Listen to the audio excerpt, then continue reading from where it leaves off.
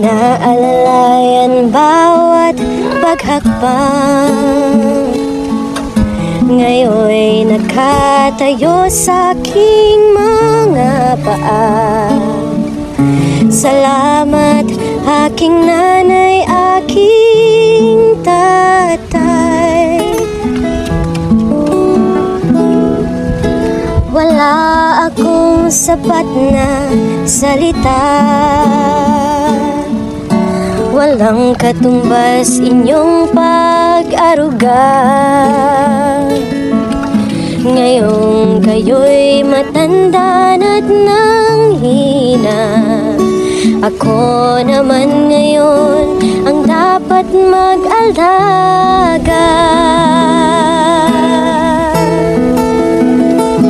Kayo ay aalalayan at aakayin din.